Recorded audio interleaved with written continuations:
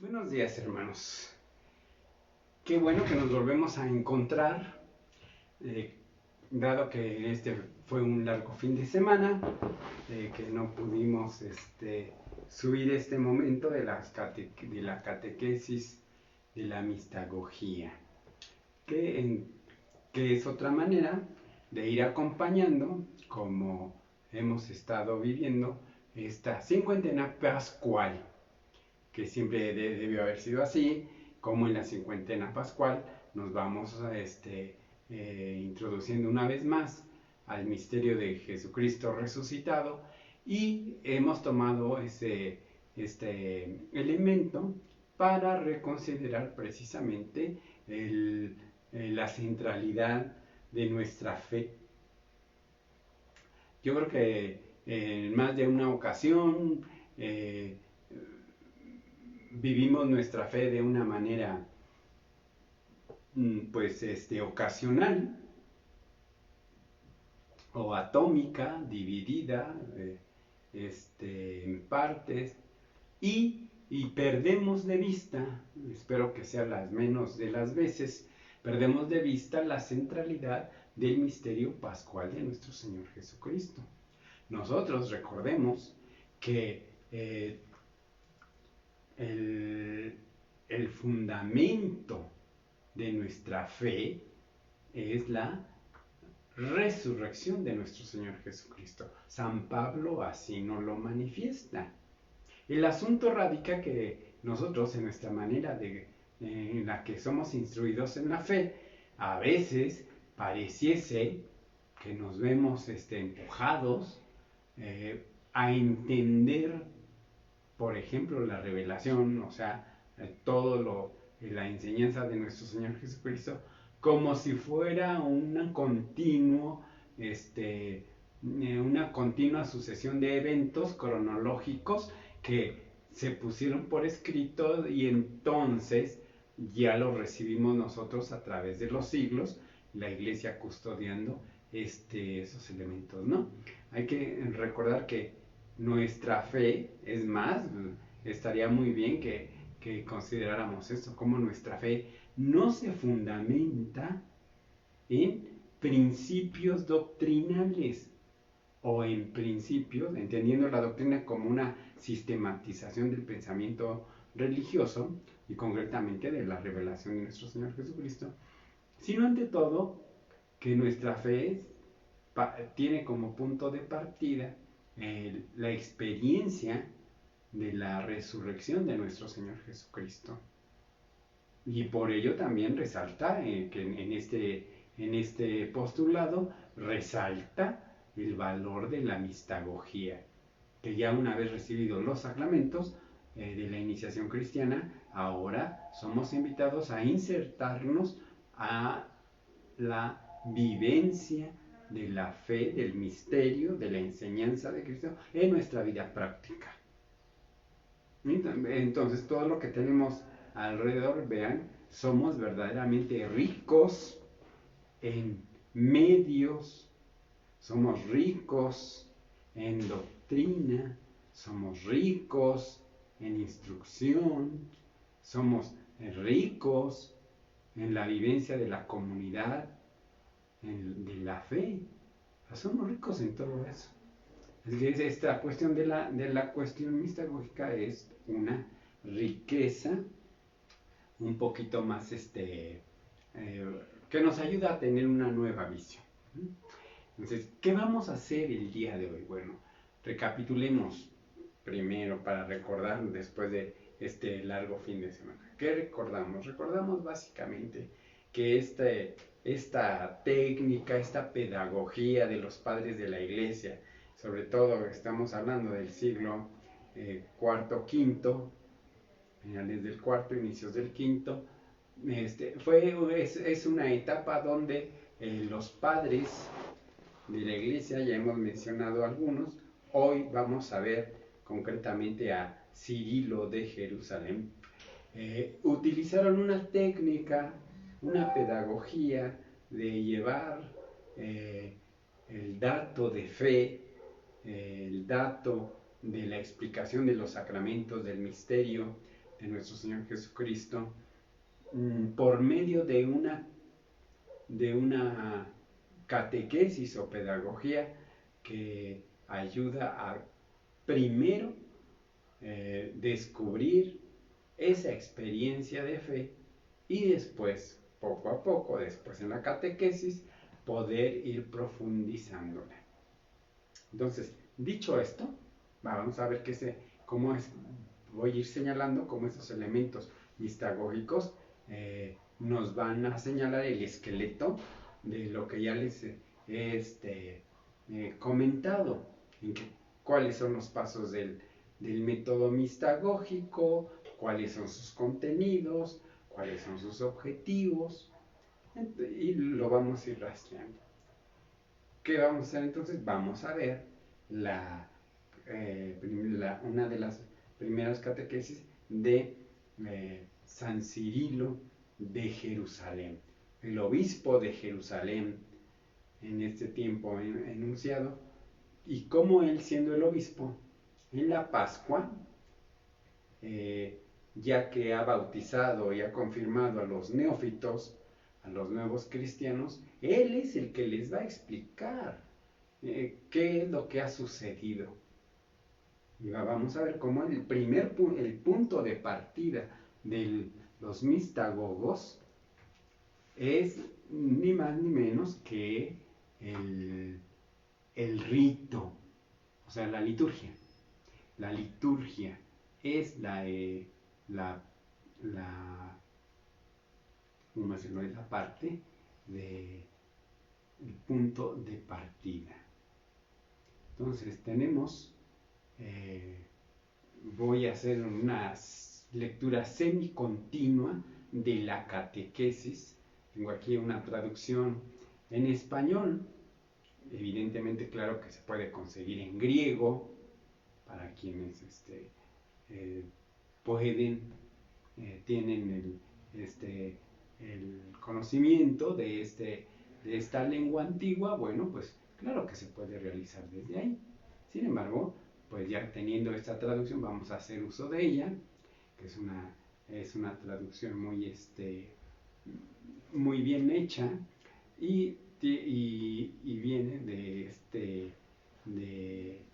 esta edición de Cuadernos Fase, que es una edición de una revista, de unos cuadernos litúrgicos de la Escuela de Barcelona, que recordemos que en la iglesia hay distintos litúrgicos a lo largo del orbe, pero sí recordar como en Roma el de San Anselmo, tenemos el de la Santa Croce, tenemos el Instituto de Barcelona, en este caso el Centre de Pastoral Litúrgica, y esta es una edición muy, muy buena. Dice así, perdón, espero no ser tan tedioso, pero sí quiero dejar muy en claro que no se dicen las cosas gratuitamente, sino que necesitamos ver que hay una fuente, y que es una fuente que es antigua, donde tenemos en cuenta que la traducción que se ha hecho desde los textos más antiguos hasta nuestros días. Entonces necesito resaltar y que vayamos viendo, aceptando lo que las traducciones nos pueden dar, y también sabiendo que, como toda traducción, siempre hay algunas limitaciones, pero siempre, felizmente, tenemos más riqueza que obstrucción. Máxime que no pretendemos ser tan académicos, y como habíamos dicho, tampoco vamos a ser tan estrictamente textuales, sino que lo que interesa es descubrir la dinámica del espíritu en orden a este quehacer. Decíamos, por lo tanto, que el mistagogo, el obispo, de preferencia, actualmente ya cualquiera que esté suficientemente formado para ser un mistagogo, esto es, enseñar a los demás a introducirse a la comprensión del misterio de la pasión, muerte y resurrección de nuestro Señor Jesucristo. Entonces vamos a ver qué nos dice, qué nos reporta esta primera catequesis mistagógica de Cirilo de Jerusalén. Vean el modo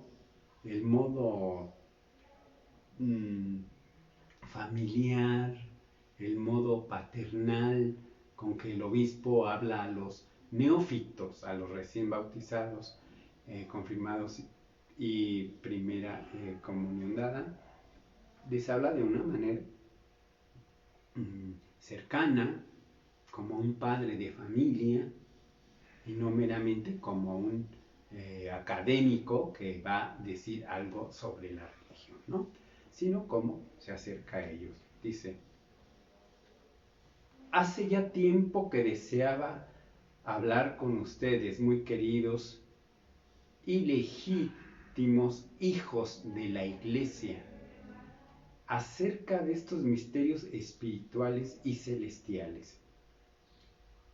Pero estando seguro que la vista es mucho más fiel que el oído, he esperado pacientemente la presente ocasión para conducirlos de la mano hasta el prado tan espléndido y perfumado del paraíso, puesto que después de aquella noche, se está refiriendo a la vigilia pascual, donde estos neófitos fueron iniciados, donde a partir de aquella noche se encuentran en mejores disposiciones para asimilar cuanto yo les diga. Sobre todo, se les ha hecho dignos de acoger los misterios más divinos del sagrado y vivificante bautismo. Rescato esto, como dice que esperó pacientemente para que estos neófitos, que ya venían desde tiempo atrás y de una manera muy intensa, recordemos que en aquel tiempo la formación, la instrucción de los neófitos primero pasó por un periodo de catecumenado, y que ese catecumenado duraba más o menos, con distintas variantes, 3 años prácticamente, para poder elegir entre todos aquellos que deseaban formar parte de la iglesia, elegir entre todos aquellos cuáles eran los más aventajados en cuanto a su vida de conversión, al haber mostrado dejar las prácticas idolátricas, idolatras. Entonces, de entre todos esos elegidos, se elegía ese grupo para que fueran iniciados en la vigilia pascual, para ser iniciados. O sea, iniciado significa haber recibido los 3 sacramentos de la iniciación cristiana. Entiéndase: bautismo, confirmación y Eucaristía. De tal manera que ¿qué es lo que dice San Cirilo? Nos está diciendo que esperó pacientemente para que estos que habían ya iniciado el catecumenado, ahora ya iniciados, dice, están mejor dispuestos. Ya hay mejores disposiciones para poder vivir y comprender los grandes misterios a los que fueron agregados. Esto es muy bueno que lo resaltemos, porque vean cómo el obispo San Cirilo, ¿qué es lo que está haciendo? Está diciendo que gracias a que ya recibieron los sacramentos, por la acción del Espíritu Santo, estos hermanos nuestros ahora están en mejores disposiciones para entender el misterio de nuestro Señor Jesucristo. Fíjense cómo otra vez retomaré lo que les había comentado, que a veces perdemos de vista que esta cuestión de acercarse, conocer al Señor, tener el deseo de entregar la vida en la fe, imitar a nuestro Señor Jesucristo en toda nuestra vida, nuestras actitudes, acciones, deseos, etcétera. Perdemos de vista que este es un trabajo conjunto con el Espíritu Santo. O sea, la vida cristiana no es el fruto de simplemente una disciplina moral o de una disciplina de principios morales que donde se acuña lo que tengo que hacer y lo que tengo que evitar. Claro que eso es muy importante y nos orienta, pero no se agota ahí. Tenemos que tener siempre presente que es la acción del Espíritu Santo en nosotros. No es nada más un esfuerzo intelectual. Tener que aprender la doctrina es provechoso, pero no se agota. Necesitamos valorar que cuando nos disponemos a querer conocer el misterio de la pasión, muerte y resurrección de nuestro Señor Jesucristo, núcleo de toda nuestra fe, necesitamos reconocer que ahí ya hay una dinámica, ya hay una acción del Espíritu Santo. Y que entonces, reconociendo esto, estamos en mejor disposición. Hay una mejor disposición. Dicho esto, entre paréntesis, esto ya nos dice que la disposición entonces depende de cada uno. O sea, nosotros no podemos obligar a nadie. Decíamos hace un momento en la Eucaristía. Nosotros no podemos obligar a nadie a creer. Lo que sí podemos hacer es que por nuestro buen testimonio, por nuestra buena orientación, podemos ayudar a disponer al creyente a una mayor apertura de la acción del Espíritu Santo. Pero esa disposición no la generamos nosotros. Hay que entender que quien la genera es el Espíritu Santo en el corazón, en el espíritu de cada uno. Hay que remarcar esto, porque si perdemos de vista que a lo largo de todo lo que vamos a estar compartiendo está el Espíritu Santo en su dinámica, hasta en estos momentos donde compartimos este elemento. Ciertamente yo lo dirijo, pero no quiere decir que yo sea el receptor único, exclusivo de esta catequesis, sino como cada uno de nosotros, según su disposición personal, confiemos siempre sea la mejor, saldremos beneficiados de esta praxis. Pues bien, dice el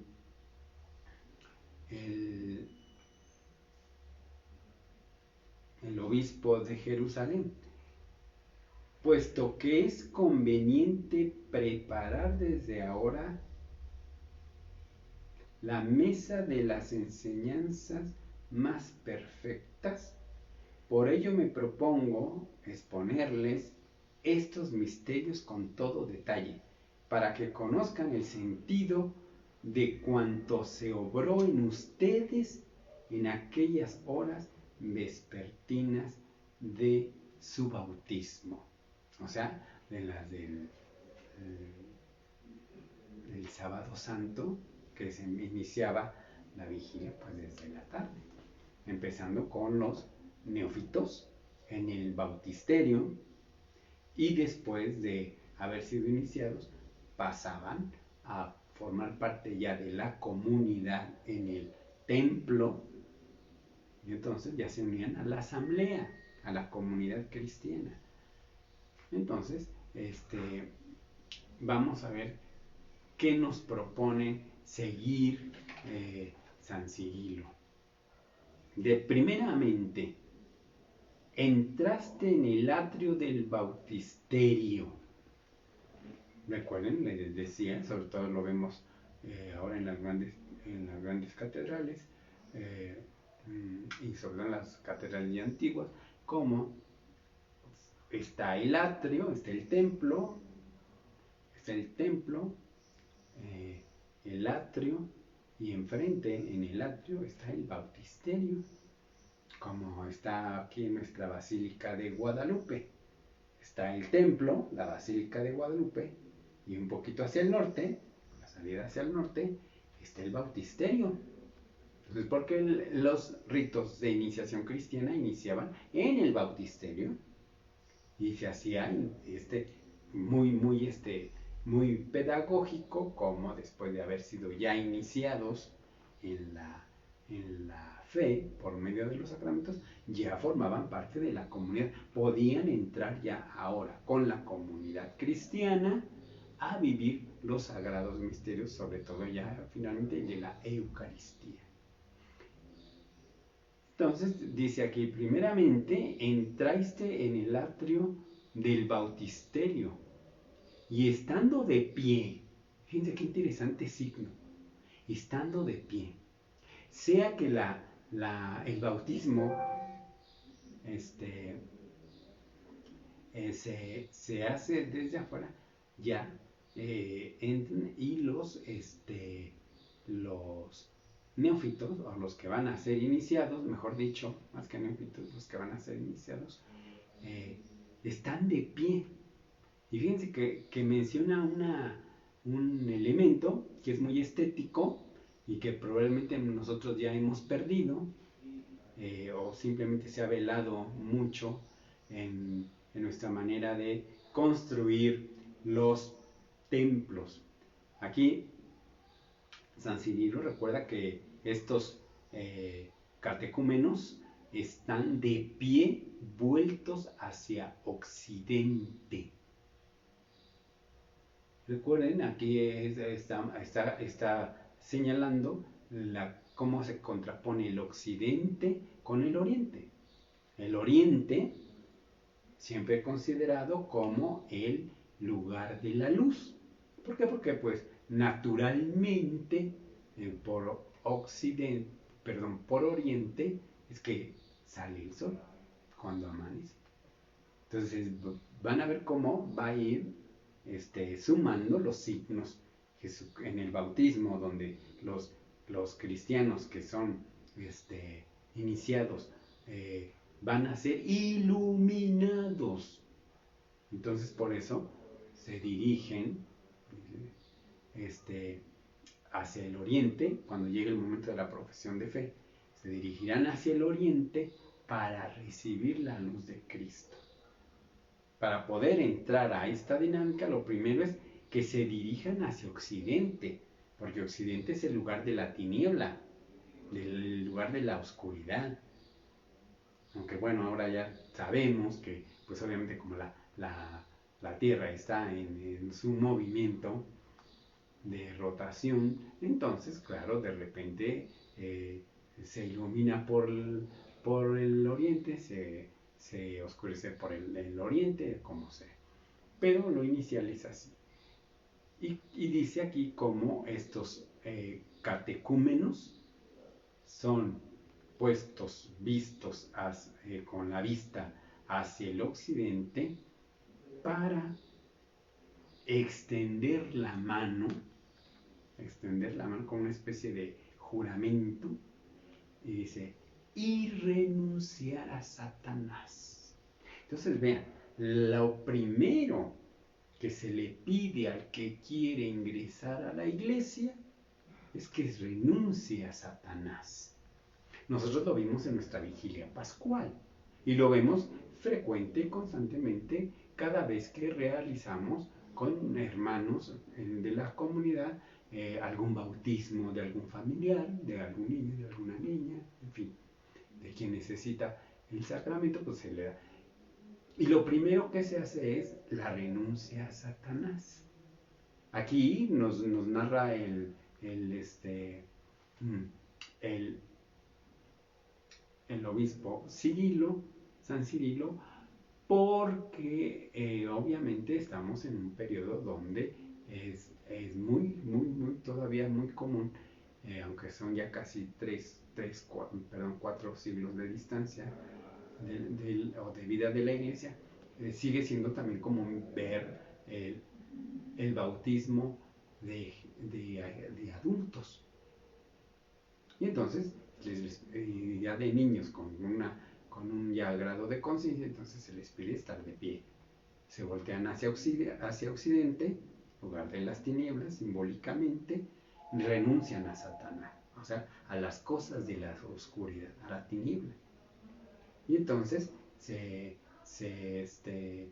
ha estructurado ese texto, ese momento, diciendo, renuncian a Satanás, renuncian a sus obras, renuncian a sus seducciones, o propuestas pecaminosas. Sí renuncio. Dicho esto,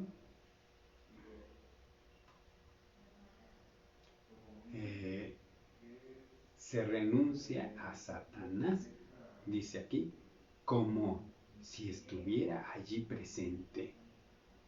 Dice, es preciso que sepan que en la historia antigua, o sea, el Antiguo Testamento, ya se encontraba la tipificación de esto. ¿Recuerdan que habíamos dicho en una de las sesiones pasadas, como en la metodología de la mistagogía, se recurría al binomio del tipo y del antitipo? El tipo, o si ustedes lo quieren señalar como modelo, como ejemplo, ¿no? Aunque no es así, no se reduce a un mero ejemplo, sino que es una figura. El tipo y el antitipo se entiende que son realidades dinámicas que realmente están actuando en la vida del creyente. Entonces vean cómo dice San Cirilo, que ya en la historia antigua, Antiguo Testamento, encontrábamos esta tipificación y rememora cuando el faraón, el más cruel e inhumano de los tiranos, oprimía al noble y libre pueblo de los hebreos, Dios envió a Moisés para arrancarlos de la dura esclavitud de los egipcios. Vean, este es el dato bíblico. Lo que decíamos de cómo los padres mistagogos iban al dato bíblico, de ahí tomaban el tipo y luego veíamos el antitipo en cuanto cómo se realizaba en Cristo aquello que estaba ya en la Sagrada Escritura.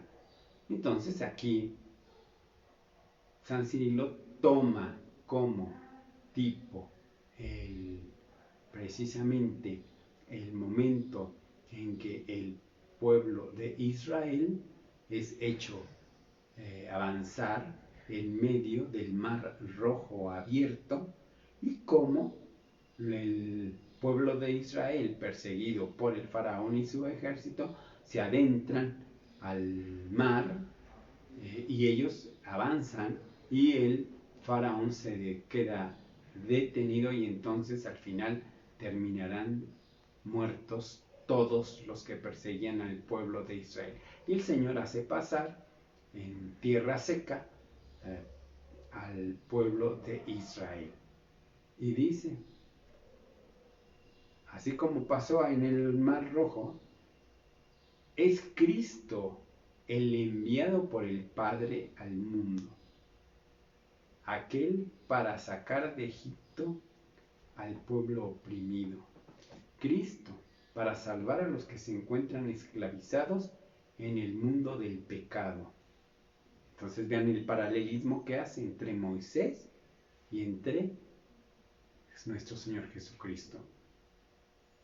En Moisés, la liberación es una liberación de la esclavitud, de esa esclavitud física que padecía el pueblo de Israel bajo el yugo del pueblo egipcio. En cambio, cómo traspola esa figura de la opresión de esclavitud a la referencia de el pecado. El pecado nos esclaviza. Luego entonces Jesucristo es enviado como Moisés, pero Jesucristo para salvarnos, para liberarnos de la esclavitud del pecado. Y no nada más a un pueblo, sino a todo el mundo. A todos los que crean en el Hijo serán salvados, rescatados de esa esclavitud. Por eso también el recordar la estadía del pueblo de Israel y luego cómo pasa a nosotros, recordar la estadía en Egipto de la esclavitud, siempre nos habla de algo que nos oprime y nos roba la paz y buscamos la liberación. Aquí es Jesucristo que hace esa liberación. También dice, y cuando dice aquí que liberados, el enemigo los persiguió. ¿Cómo vemos aquí esta figura de cómo el faraón va persiguiendo a los hebreos que van caminando, atraviesan el mar, atraviesan las aguas, dice aquí? Pero en realidad atravesaron el seco, porque el Señor hace y permite que las aguas que se habían separado ante ellos dejen pasar al pueblo hebreo y después se cierra sobre el pueblo de Egipto.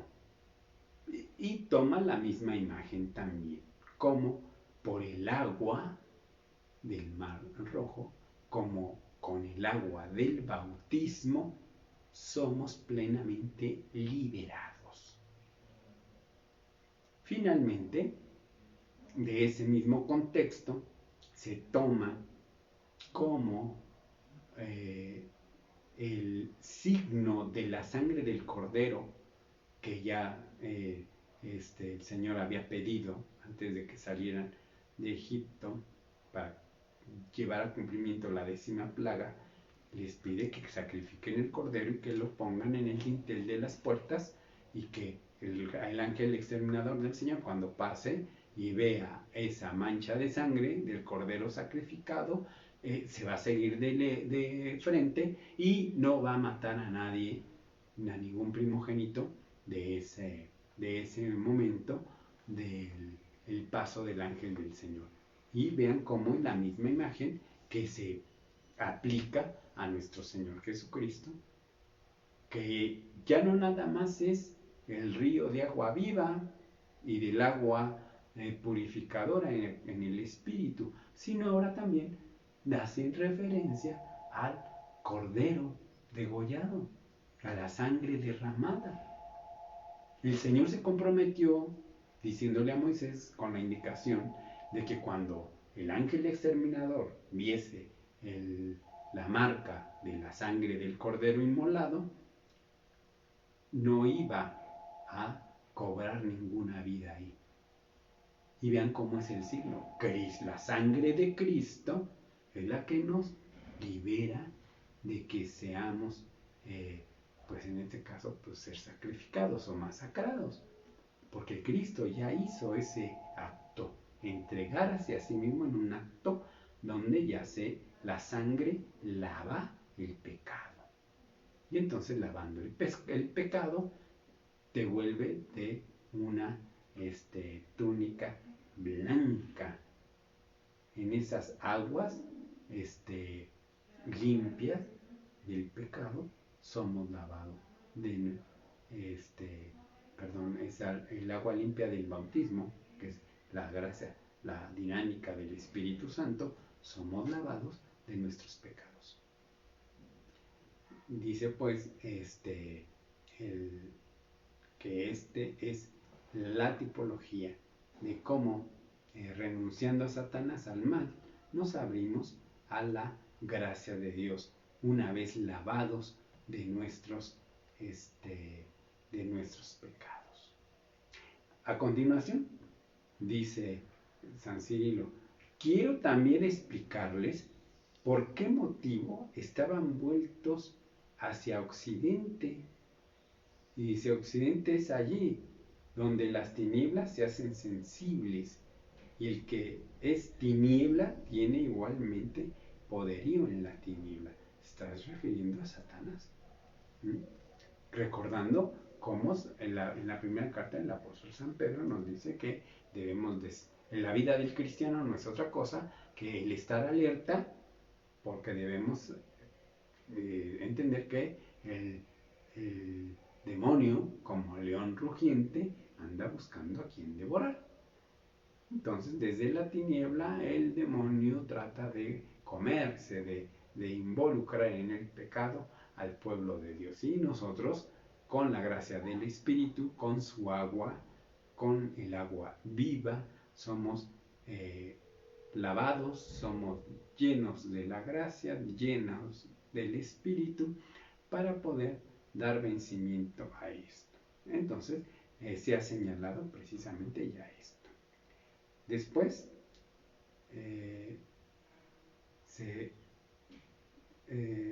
se deja de lado en la renuncia a las obras de Satanás, y entonces viene el otro movimiento en ese momento, de tal manera que del occidente nos volvemos al oriente, y en el oriente se espera y se pide como el Señor uno y trino por nuestro Señor Jesucristo se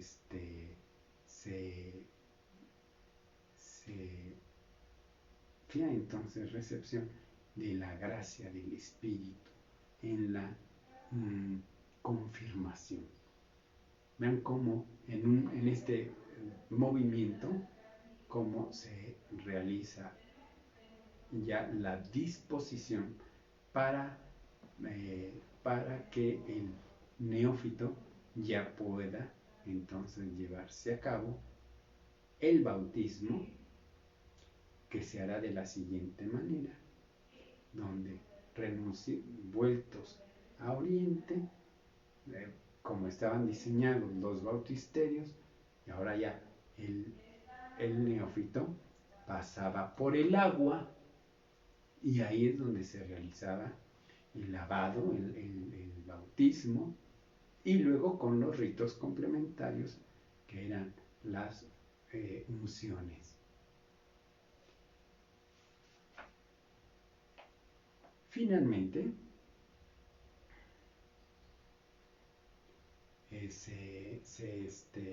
se pide al neófito,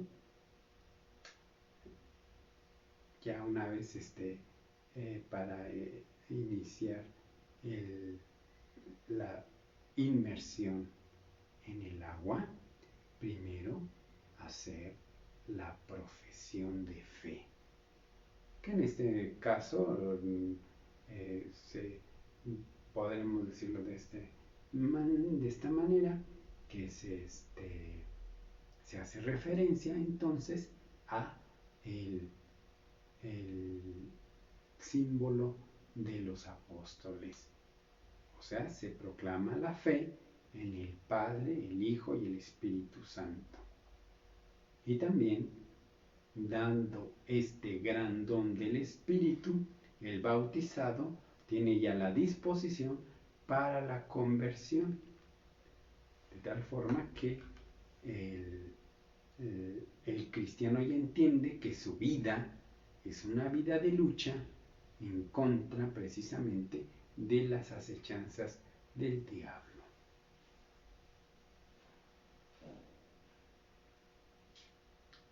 Pues muy bien. conviene que el día de hoy concluyamos con esto. Entonces vean cómo de la catequesis, cómo la estamos siguiendo. Vean, creo que es es muy claro ver cómo este texto de San Cirilo, prácticamente datado del siglo V, vean desde dónde, desde cuándo tenemos estos textos. Ahora les mostraba, con esto quiero concluir, para cerrar este día donde nos quedamos mediante este seguimiento de la catequesis de Cirilo de Jerusalén, en el ritual actual en el que tenemos precisamente los distintos elementos rituales de la iniciación cristiana, como de la misma manera se tienen presentes este señalamiento que ya les he dicho, y efectivamente son textos, son estructuras que tienen todo este tiempo en nuestra iglesia. Nuestra iglesia, mis hermanos, precisamente no se improvisa cada vez, sino que tenemos una larga tradición. Y estos elementos no lo afirman. Entonces nosotros estamos siguiendo, vamos a seguir mañana, estamos siguiendo un proceso de la iglesia que tiene siglos de existencia y que nosotros muchas veces lo desconocemos completamente. Ahora lo vemos desfilar frente a nosotros en la celebración, porque yo sé que cuántos de nosotros podemos resaltar que cuántas Pascuas hemos vivido, cuántas vigilias pascuales hemos vivido, muchas, y sin embargo, ¿cuánto nos ha pasado desapercibido? Mucho.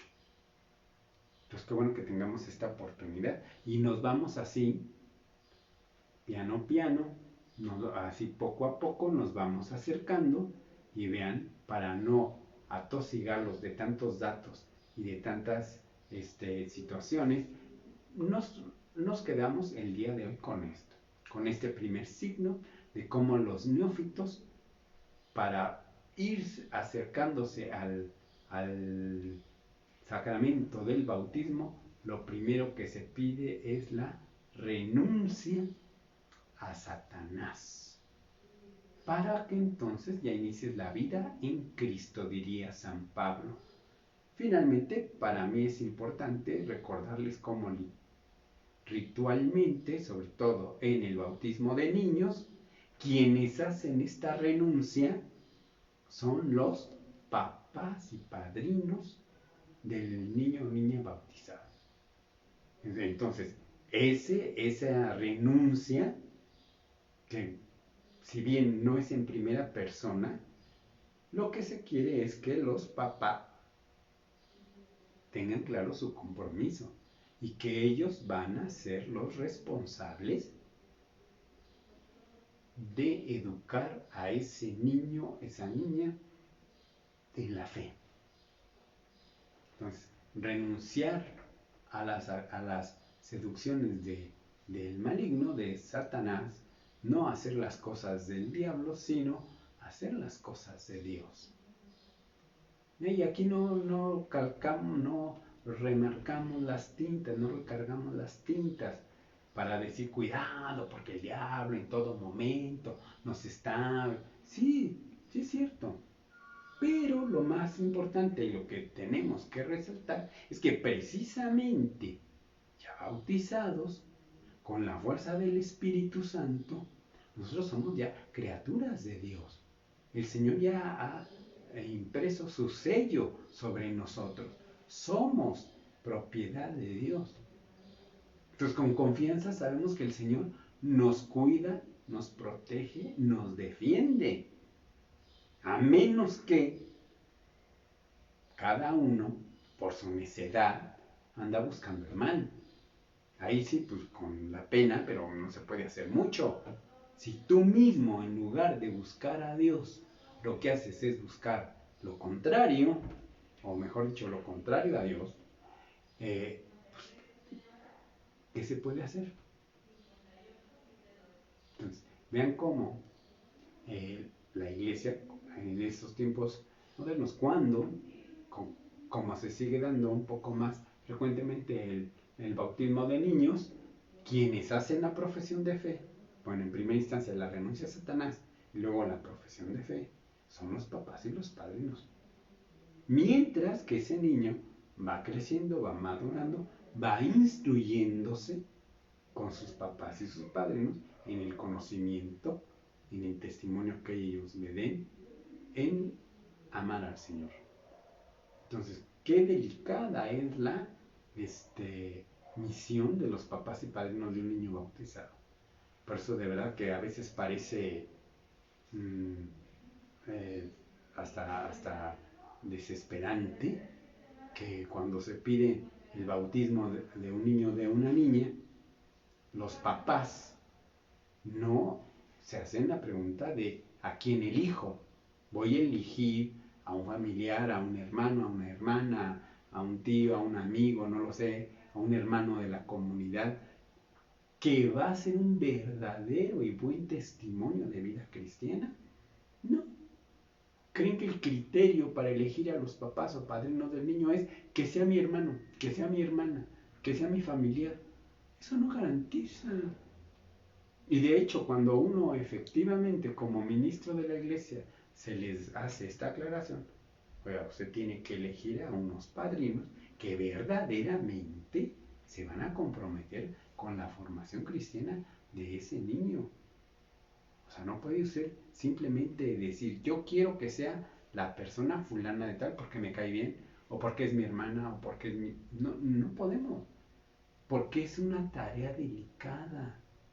Es una tarea delicada recibir a un niño para instruirlo, acompañarlo, formarlo, para que llegue a ser un verdadero cristiano.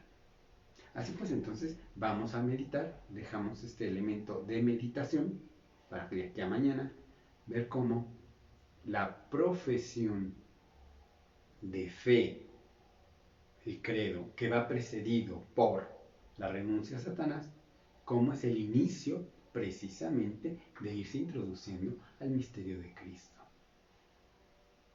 Lo que se pide o lo que se pedía precisamente a los catecúmenos en ese espacio de 3 años más o menos para ser iniciados era una conversión de vida.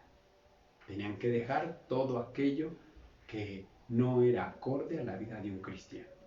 Dejar juegos, dejar apuestas, dejar los espectáculos de gladiadores, que en aquel tiempo se usaba mucho, en fin, dejar de lado todo aquello que no es propio de un cristiano.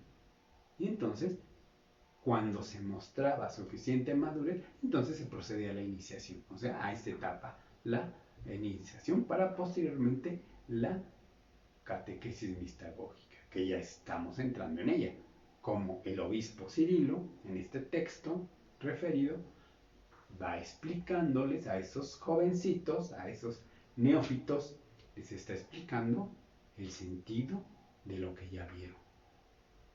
Ya les explicaron por qué el mar rojo se vuelve entonces como signo del bautismo, en cuanto que lava del pecado y camina hacia la liberación. Muy bien, pues mañana, Dios mediante, continuamos con esto, que son los ritos, insisto, de la iniciación cristiana. Muchas gracias, hermano.